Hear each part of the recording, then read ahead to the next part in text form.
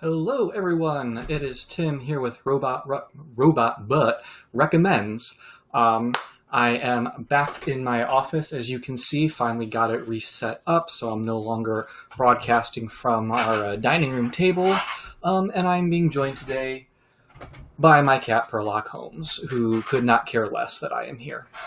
But today my recommendation is based off my excitement for next week. We are about a week away from the release of The Last of Us Part 2, which I have been eagerly anticipating. If you know any gamers, or you have almost certainly heard them rave about The Last of Us. If you are a gamer, you have probably checked it out in some form. So I definitely wanted to plug the first Last of Us, but not necessarily the game itself, even though that is definitely worthy of a recommendation, and it is very, very good. But people have talked about that ad nauseum. We all know how great the story is, how great the characters were written, etc., etc. What I wanted to focus on, though, was the multiplayer aspect of that game, which doesn't get talked about as much as the main story mode. There is a multiplayer aspect to The Last of Us, and it's called Factions. And I am not the biggest first-person, online shooter person. I play Battlefront with my brothers, but typically I like more of that sci-fi feel when I'm doing shooters. But I actually ended up, by Perlock, I actually ended up getting very invested in the multiplayer for Last of Us at first, and have kind of rekindled it with The Last of Us Remastered as I'm waiting for the sequel to come out, because it operates a little bit differently from most other multiplayer shooters. It is not like your Call of Duty or Battle Royale, which is the really popular game mode at this point. It is very small. So you're on a team of 4. It's 4v4. And the mode actually sets up a kind of mini story for you. So you pick a clan, a side of the conflict. You can either be hunters or fireflies. It doesn't really matter much in terms of the experience. There's no abilities that one group has over the other. But what the game does is it keeps track of the number of matches you play. So you start week 1, day 1, and each match is essentially a day. So while you're doing these matches and playing, you are gaining supplies for your own community of survivors that you are building up. So the better you do in the matches, the more supplies you get, the more people you can recruit to your settlement, the healthier you can keep them. And it gives a really cool element of investment beyond just going in and shooting a bunch of people in the matches. So there's that element that is really... My chair's squeaky. There's that element that is really interesting. And then the matches themselves, like I said, it's very small. It's 4v4. There are a couple different modes, but the basics are the same. It's 4 people versus another 4 people. So you can't just lone wolf it. You can't go in guns blazing and just try to shoot as many people as you can. Teamwork is really, really critical if you want to do well in these. Not just because of the small size of the teams, but because of the game modes themselves. So you have Supply Raid, which is like the general just deathmatch or whatever you want to call it, where you're just trying to knock out the enemies as best you can. But the other modes, there's interrogation, in which you have to take out a certain number of enemies in order to reveal the location of a specific lockbox.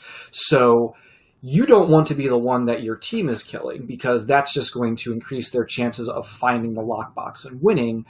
And in order to interrogate and get that, you need to be very careful about how you are taking out your enemy, because you need more time in order to get the information to reveal the location of the lockbox. There's a survival mode where you have a limited number of respawns. You only get one respawn in a round, and the first 4 wins. So if you run at the enemy and end up getting picked off, you're done. You can't respawn for the rest of the round. And then now your team is at a disadvantage. So the game modes themselves make it much more reliant on teamwork and communication than a lot of other shooters. But an additional layer on top of that is you will be given special missions tied to the survival of your little settlement. Like I said, it keeps track of weeks and days between the matches and how many people are in your settlement, how many are sick, how many are healthy. So at least once a week, you're going to be given some kind of mission, like you need to get medicine to prevent a dysentery outbreak. Yes, it's not just Oregon Trail that has dysentery. And in order to succeed in that mission, you have to select a certain kind of goal for yourself in the matches, like downing so many enemies. And you only have so many matches to meet that goal, and if you don't, it will adversely affect your settlement and the number of people in it. And the goals change. So you start off with a whole big list, and it's easy to pick off the easy ones and do them. But once you do one of those goals, it's removed from the list. And now the next time one of those missions come up, you're going to have to start picking harder and harder ones. Some of them are, you have to revive your teammates so many times. You have to use specific weapons. You have to craft specific items, collect so many different supplies. So it throws these wrinkles in so that you cannot simply go in and be a killing machine. If you want to do well in this factions mode, you have to be very adept and flexible, and above all, cooperative with your teammates. It was something I really enjoyed, especially as someone who doesn't do a lot of that online multiplayer stuff. The way they set it up did keep me invested a lot longer than I had assumed I would have been. So it's very, very cool. If you are interested in, playing those kind of online multiplayer games, but aren't super big into the just shoot everything that moves kind of Call of Duty mindset, this is kind of a neat alternative. Downside is Last of Us is a PlayStation exclusive, so if you don't have a PS4, it's going to be a little bit more difficult to try out. But if you do, Last of Us Remaster is super cheap anymore. You can definitely get it for $10 or less.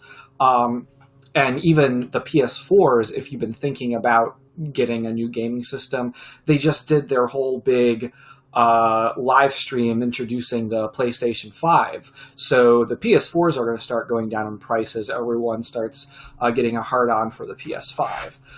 So if you haven't checked out Last of Us, in addition to the fantastic main game, Factions is another reason to kind of give it a go. And again, like when I mentioned Until Dawn and Star Wars Battlefront 2, because it's a game, you can keep going back to it. There's a lot of hours that you can kill and a lot of replay value versus a book or a movie. So Last of Us was hands down probably the best game I've ever played. Factions is a great way to just kind of keep going in that world. So I highly recommend it for anyone who hasn't checked it out for both of those game modes. So go play it if you haven't and are able to. That is it for today's recommendation and the recommendations for this week. We'll be back on Tuesday. I'll have something for you then. But with the weekend coming up, again, stay safe. Whatever you're doing out there, if you need to go out for groceries and errands, if you're going out protesting, just make sure you take whatever precautions you can. I would like as many people to survive all of this as is possible. Thank you guys. Have a good one.